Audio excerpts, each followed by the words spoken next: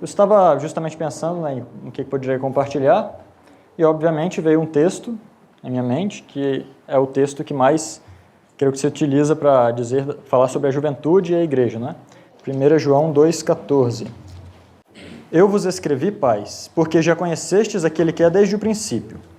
Eu vos escrevi, jovens, porque sois fortes e a palavra de Deus está em vós, e vós vencestes o maligno. É um verso com conteúdo bem forte falando sobre os jovens, né? E eu comecei a meditar nisso, né? Por que ele fala tudo isso desses jovens? É interessante, ele não estava escrevendo aqui, claro que poderia se aplicar, mas eu não creio que ele estava escrevendo isso a todos os jovens que estão lendo isso. E eu comecei a pensar por que, né, que poderia ser assim. Que justo quando eu estava estudando isso aqui, um tempinho antes, eu havia visto uma postagem de uma rede social em que uma jovem, escrevia umas palavras assim que podem soar até meio perturbadoras para alguns de nós.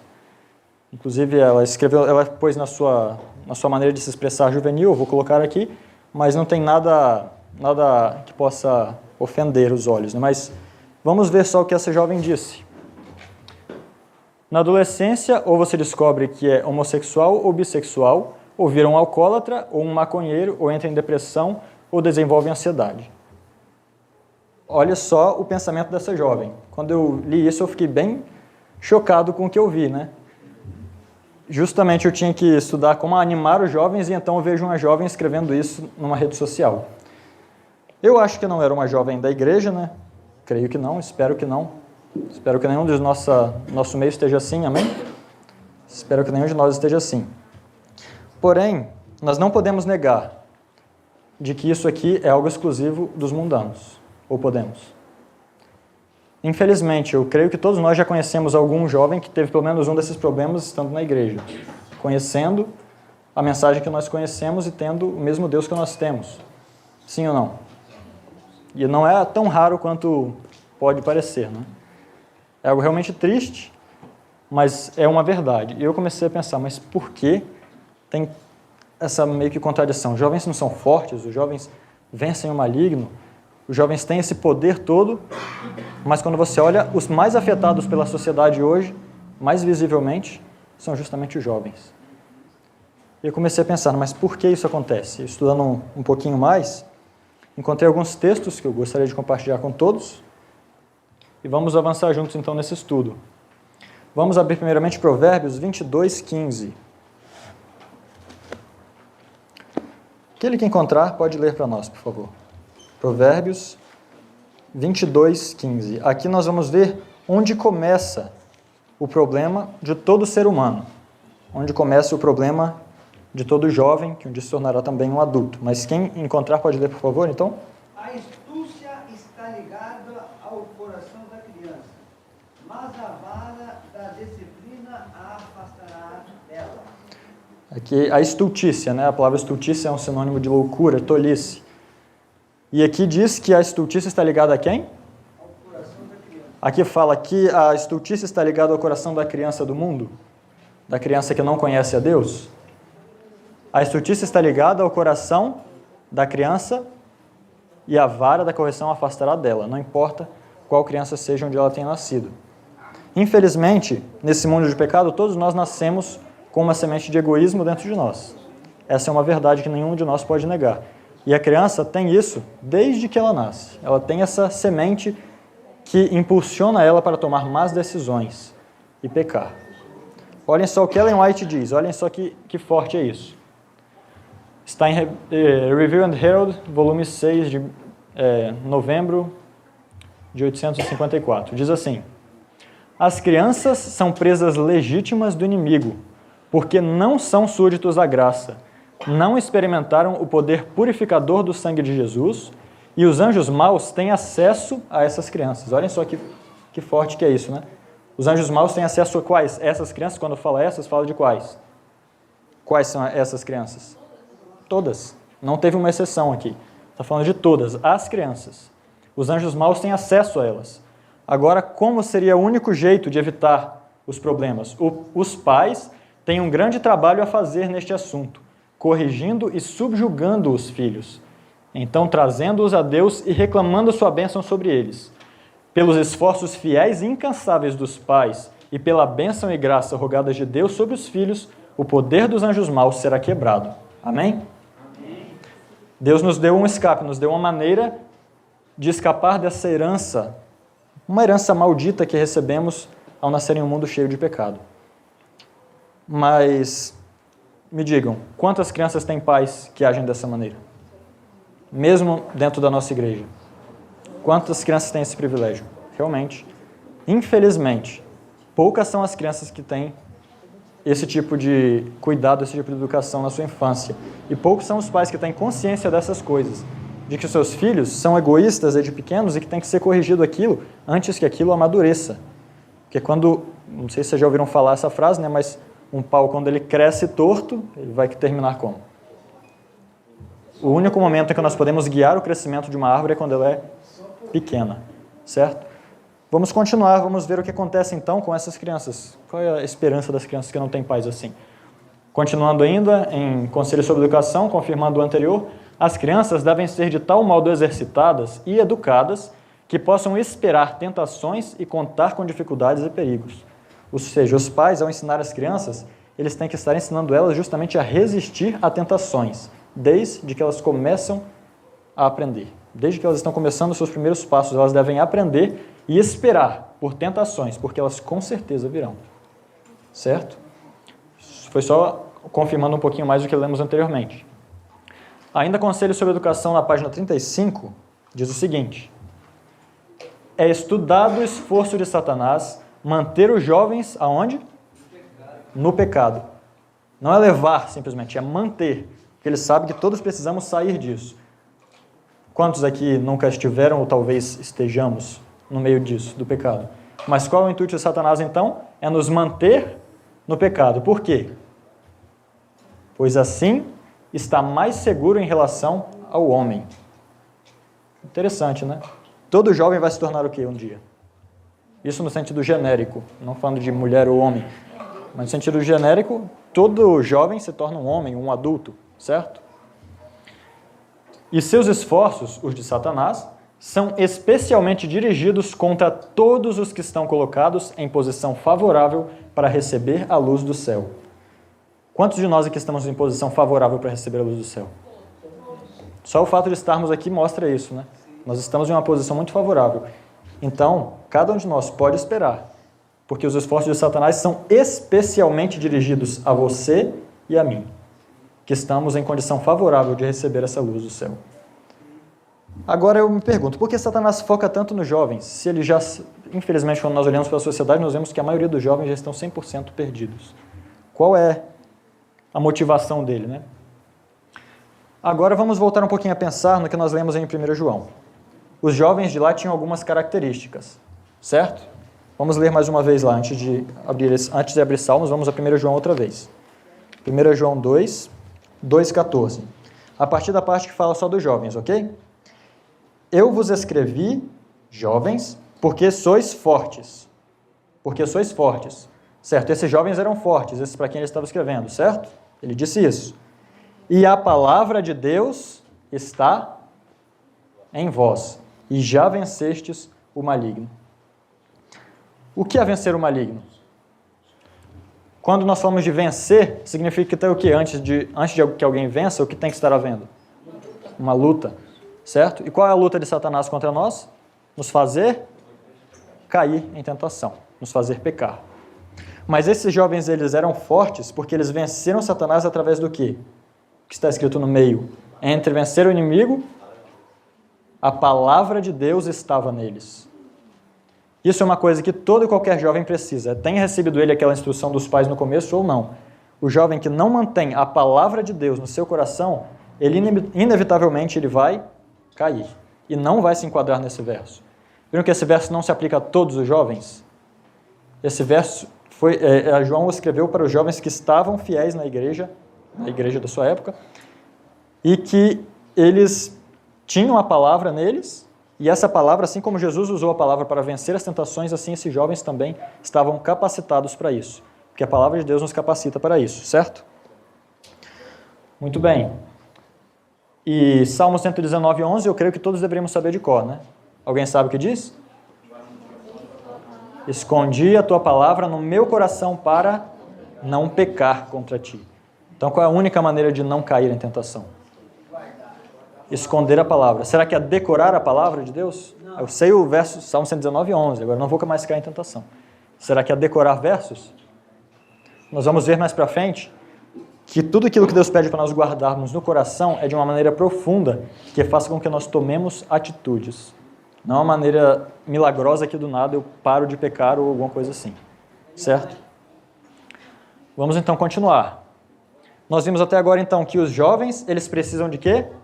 De uma guia segura. Sem uma guia, todo jovem que não recebe uma guia, o que acontece com ele? Por quê? Porque a estultícia está ligada ao coração dele, desde pequeno. Então ele tem que aprender a abandonar isso. E quem são a guia dos filhos? Os pais são a guia dos filhos, certo? Agora, como nós vimos antes, quantos pais são a guia dos filhos como deveriam ser? Difícil. Mas os filhos de pais rebeldes, eles não são deixados sem oportunidade. Na Bíblia nós temos exemplos disso. Vemos a história de Asa, do rei Joás e do rei Josias. Todos os três tiveram pais ímpios. Pais que foram contra a palavra de Deus de maneira voluntária, porque eram reis de Israel, reis do reino do norte e sul ali. E os três nasceram de pais ímpios, mas de alguma maneira Deus permitiu que eles tivessem conhecimento. Ellen White, eu não anotei a citação aqui, mas ela fala que aqueles casais que não têm filhos deveriam ajudar os jovens que não têm pais. Não simplesmente os órfãos, mas aqueles que não têm pais que os guiem na verdade. Ou seja, a igreja foi feita para ajudar os jovens.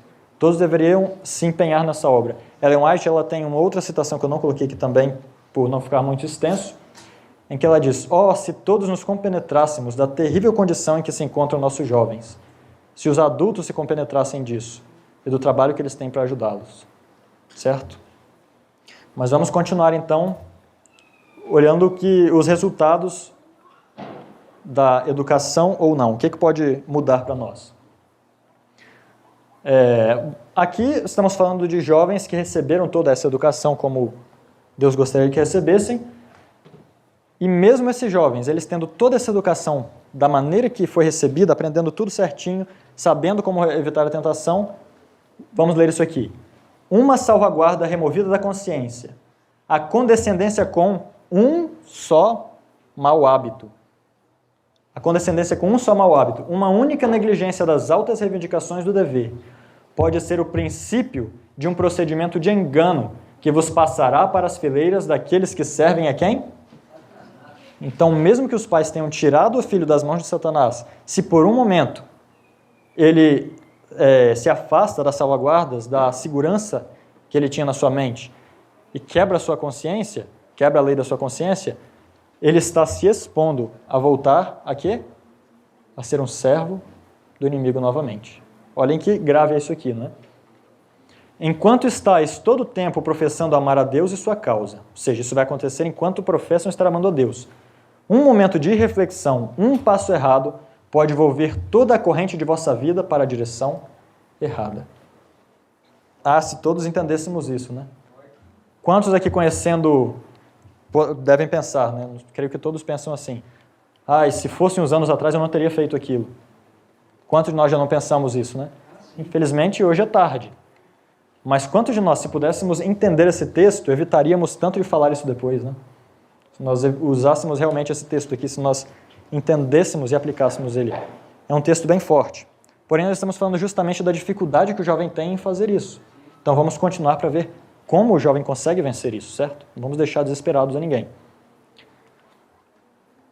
Agora que é interessante, nós falamos das fraquezas, o jovem sofre, a maioria dos jovens está realmente nas mãos do inimigo.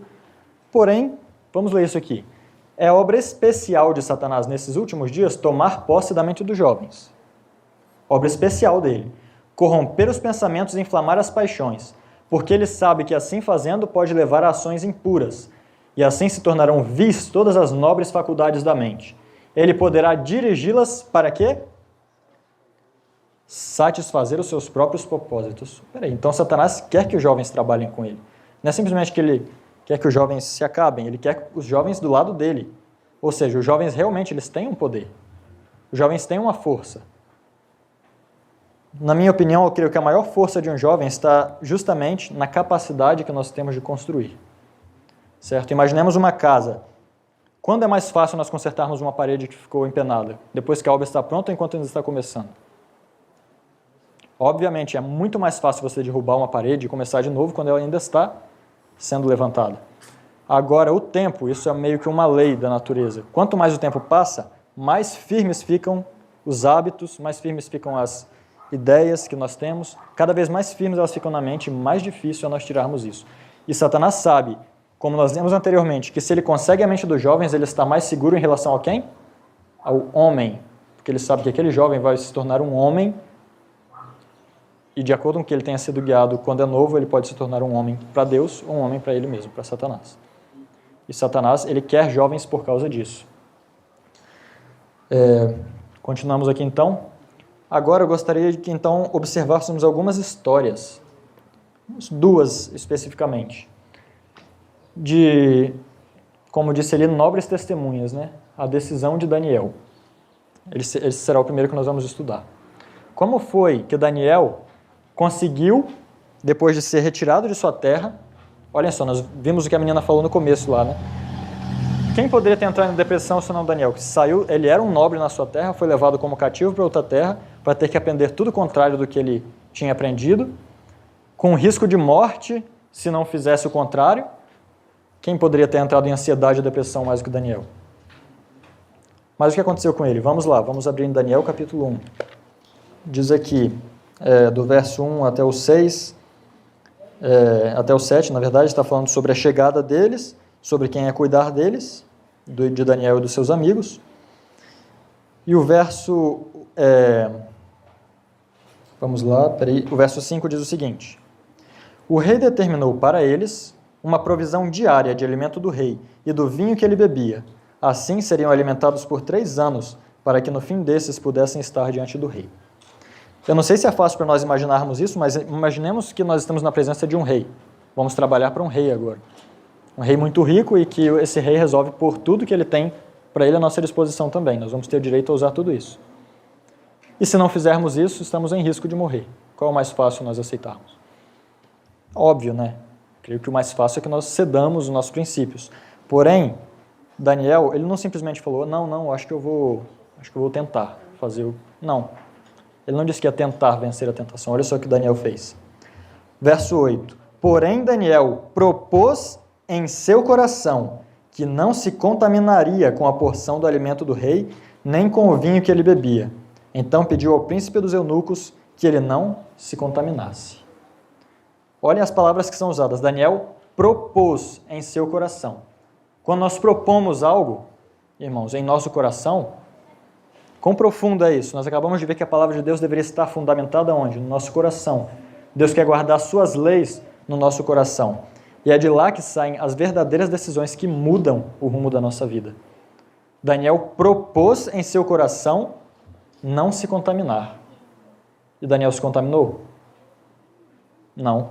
Mais para frente nós vamos ver uma citação que eu acho uma citação muito linda e uma das mais encorajadoras que eu vejo para todos nós. Mas por enquanto vamos meditar na história de Daniel, em tudo que ele poderia ter sofrido por tomar uma decisão dessa, mas ele propôs porque ele tinha plena fé de que o Deus que tinha mandado ele guardar aqueles mandamentos ia guardar a vida dele. E agora, olha só o que Ellen White diz sobre isso, sobre a história de Daniel. A história de Daniel e seus companheiros foi registrada nas páginas da palavra inspirada para o benefício da juventude dos séculos futuros. O que homens fizeram, homens podem fazer. Não permaneceram esses jovens hebreus firmes em meio das grandes tentações e não deram nobre testemunho em favor da verdadeira temperança? Pois a juventude de hoje pode dar idêntico testemunho. Esse texto está em Conselho sobre Regime Alimentar, página 28. A juventude de hoje pode dar um exemplo parecido, certo? Pode dar um exemplo parecido, é isso que diz? Idêntico. Eu não entendo por que eu creio que é Satanás mesmo que trabalha, né? Que tantas vezes ele nos faz justamente nos depreciarmos. Ele nos faz pensarmos que nós não somos capazes de fazer aquilo que esses homens faziam. Quantos de nós, vamos ser sinceros, não precisam falar, mas quantos de nós, sinceramente falando, não consideramos realmente que os homens da Bíblia eram grandes demais? Quantos de nós realmente não acabamos pensando isso no fundo do nosso coração? Quando aqui diz, quando a palavra de Deus nos diz que a juventude de hoje pode dar idêntico testemunho. Será que nós estamos realmente crendo naquilo que nós estudamos? Em todos os livros que nós temos? Olha ali, homens, o que homens fizeram, homens podem fazer. Eles eram nada mais do que homens. Com a mesma, tudo que nós estudamos antes, que a criança nasce com a estultícia no seu coração, Daniel veio do mesmo jeito que nós. Exatamente com as mesmas propensões, as mesmas dificuldades, mas ele conseguiu vencer. E o que homens fizeram, homens podem fazer. E olha só que interessante. A história de Daniel e seus companheiros foi registrada para o benefício da juventude dos séculos futuros. Ou seja, um pedaço da Bíblia, que é o livro mais famoso, mais vendido, mais estudado, e o livro que tem a vida eterna, uma parte dele foi dedicada exclusivamente a registrar uma história que seja para o benefício meu e de cada jovem que está aqui. Imaginem só, Deus será que não pensou na gente quando ele fez a Bíblia, digamos assim? Certo? Agora vamos a uma outra história que eu creio que mostra ainda de maneira mais profunda essa questão da decisão. E a história de José. Creio que todos, ou a maioria, conhecemos o texto que Ellen White comenta sobre José. Mas é interessante, né? Se nós falamos que Daniel podia ter desenvolvido ansiedade, imagina José. Quantos aqui já foram vendidos pelos próprios irmãos? Quantos foram vendidos como escravos para uma terra estranha, afastados da família, sem direito a nada, sendo um escravo? Não tem direito a pedir, não tem direito a falar. Quantos de nós passamos por isso? Será que José podia ter desenvolvido depressão? Ou será que ele era muito forte e que nós não conseguiríamos ter a força que ele teve? José passou por tudo aquilo, ele era muito amado pelo seu pai, ele era mimado. Inclusive, José, não pensem que José aguentou tudo que ele aguentou no Egito porque ele era um menino bonzinho. Não era só por isso. Se fosse simplesmente por isso, com o que ele tinha até o momento que ele foi vendido, ele não poderia ter suportado aquela prova que ele suportou. Olhem o que Ellen White diz. É uma história um pouquinho longa, mas vamos ler porque eu acho muito bonita a maneira como Ellen White descreve essa história. Ao ver ele os mercadores, a terrível verdade passou como relâmpago por seu espírito. Tornar-se escravo era uma sorte para se temer mais do que a morte. Na aflição do terror, apelou para um e outro de seus irmãos, mas em vão. Alguns foram movidos de dó, mas o medo de caçoada conservou-os em silêncio. Todos achavam que haviam ido longe demais para desistirem. Se José fosse poupado, sem dúvida, relataria o feito deles ao pai, e não deixaria de tomar em consideração sua crueldade para com o filho predileto. Empedernido o coração aos seus rogos, entregaram-no às mãos dos mercadores gentios. A caravana prosseguiu, e logo perdeu-se de vista. Jornadeando a caravana para o sul, em direção das fronteiras de Canaã, o rapaz podia discernir à distância as colinas entre as quais se achavam as tendas de seu pai. Chorou amargamente a lembrança daquele pai amoroso em sua solidão e aflição. Com o coração a tremer, olhou para o futuro. Que mudança na situação! De um filho ternamente acalentado para um escravo desprezado e desamparado. Mas, e o mas aqui eu creio que vai ser muito bom, né? Vai ser muito lindo. Apesar de tudo isso, mas, na providência de Deus, mesmo esta experiência seria o quê? Uma bênção para ele. Como que uma experiência dessa é bênção para alguém? Aprendeu em poucas horas, o que de outra maneira, em anos, não lhe poderiam ter ensinado. Seu pai, forte e terno como havia sido seu amor, fizera-lhe o quê? Fizera-lhe mal. Fizera-lhe mal com sua parcialidade e indulgência. O que é parcialidade? Acepção, preferência e indulgência. Passar a vista gorda por muitas coisas. Passar a vista gorda por muitas coisas. Indulgência é justamente um perdão, talvez um pouquinho a mais do que deveria. Não um perdão em si, mas uma tolerância a algo, certo? E nesse caso, com certeza, não eram coisas muito boas. Mas diz aqui, defeitos haviam sido o quê? Acariciados, e que agora deveriam ser corrigidos. Olhem a situação de José naquele momento. ele estava se tornando cheio de si e exigente. Isso é uma característica que pode se manifestar com uma palavra.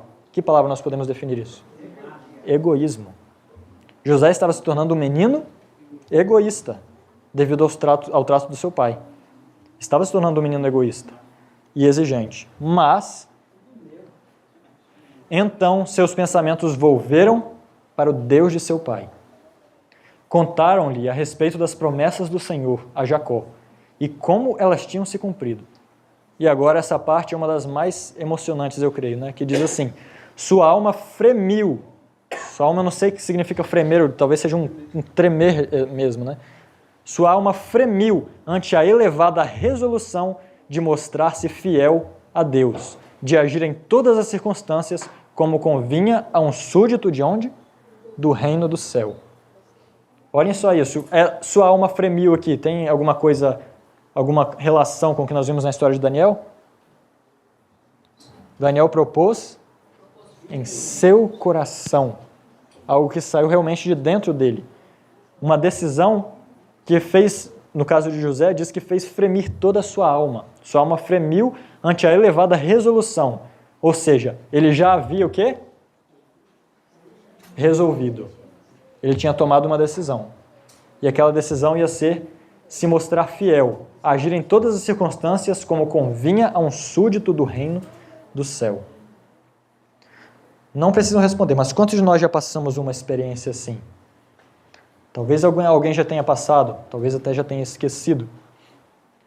Mas se ainda não passamos, irmãos, eu tenho certeza que essa é uma experiência que vai mudar a nossa vida. Serviria ao Senhor com inteireza de coração, enfrentaria as provações de sua sorte, com coragem e com fidelidade cumpriria todo o dever. A experiência de um dia foi o ponto decisivo na vida de José. Sua terrível calamidade transformara-o de uma criança mimada em um homem ponderado, corajoso e senhor de si. A experiência de quanto? Um dia. Vocês estão vendo que o jovem tem um poder muito grande? Decisão. Poderia. Duas coisas que poderiam ter.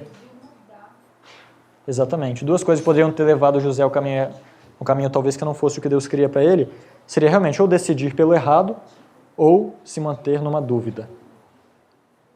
Porque muitas vezes nós ficamos numa dúvida e aquela dúvida, inevitavelmente, ela nos empurra para o lado errado.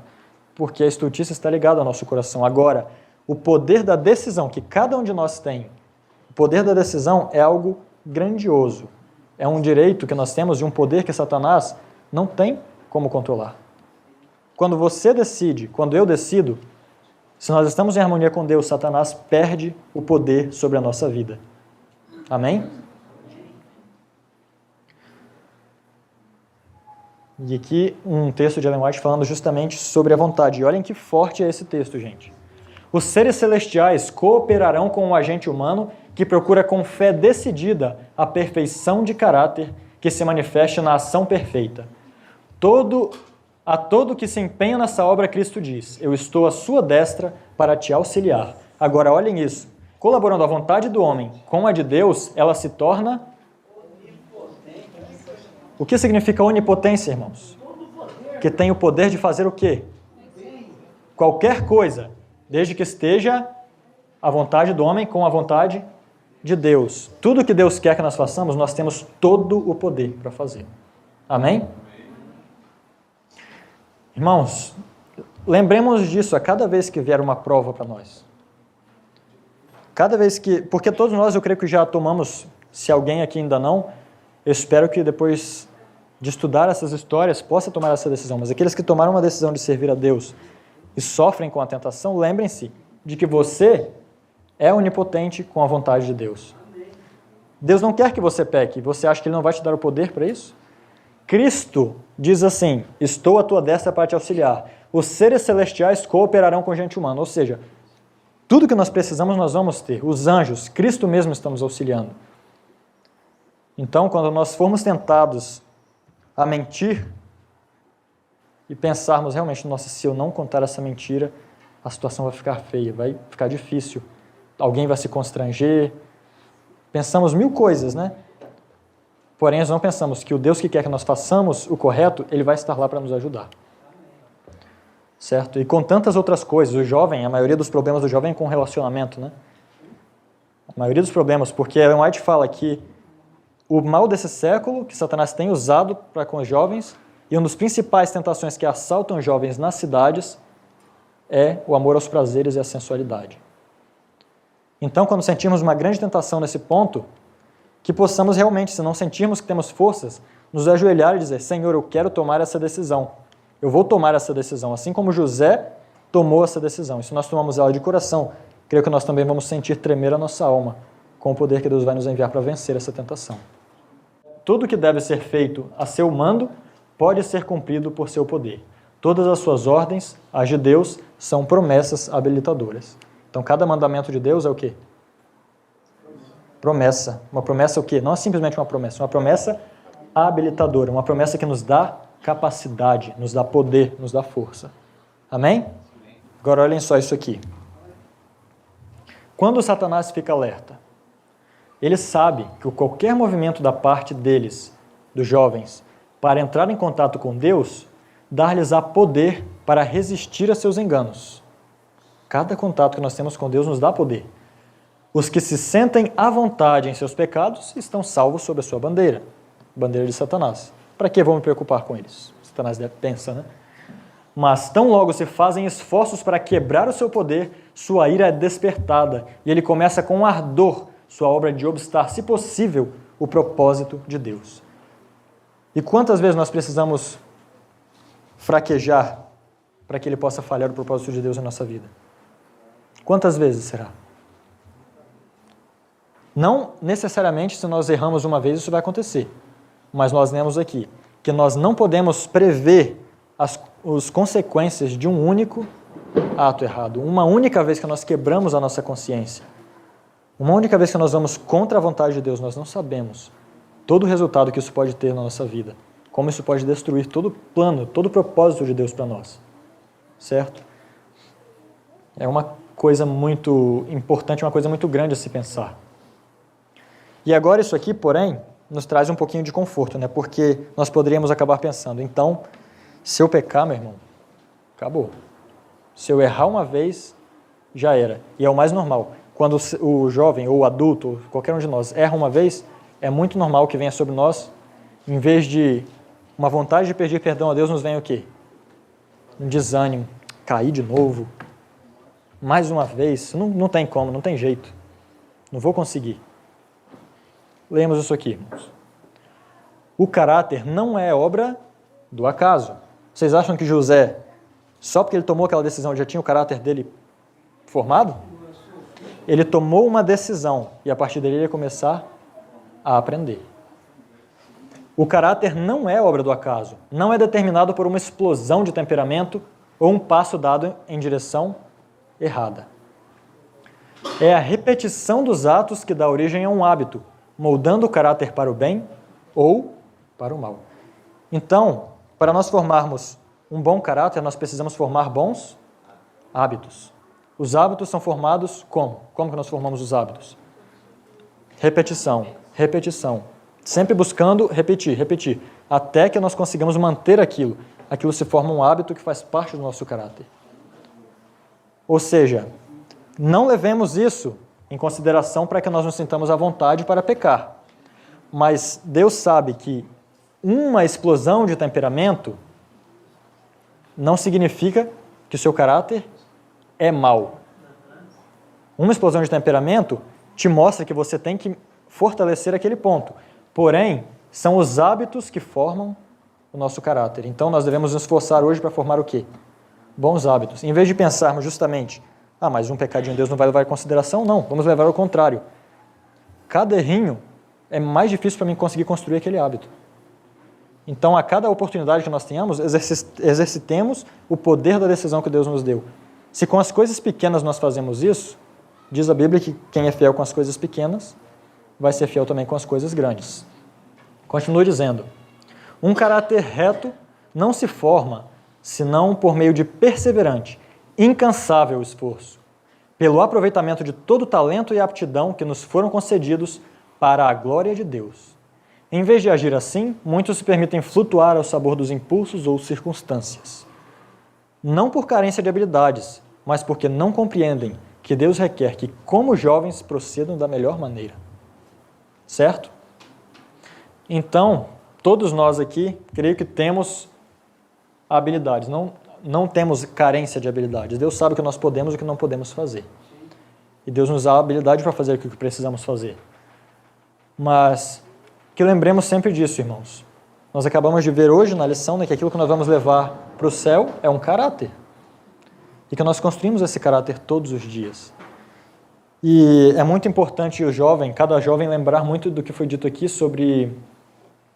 Em vez de agir assim, muitos se permitem flutuar ao sabor dos impulsos. E eu acho que é um dos maiores erros que os jovens cometem. Justamente isso, porque os impulsos dos jovens são muito fortes. Nossos impulsos nos levam a fazer coisas. Os jovens gostam de adrenalina, os jovens gostam de emoção. E tudo isso, se não é guiado pela nossa razão, podemos cometer erros que vão formando hábitos e que vão formar o nosso caráter.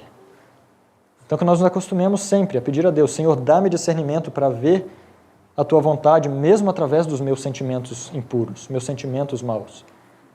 Porque se nós vemos a vontade de Deus, temos o poder para fazê-la, sim ou não? Ou depois de tudo que nós vimos, alguns de nós ainda têm dúvida de que Deus dá poder e que nós temos poder para vencer. Creio que nenhum de nós pode, nenhum de nós tem direito de fazer isso, ou de pensar isso. Irmãos, compensa servir a Jesus?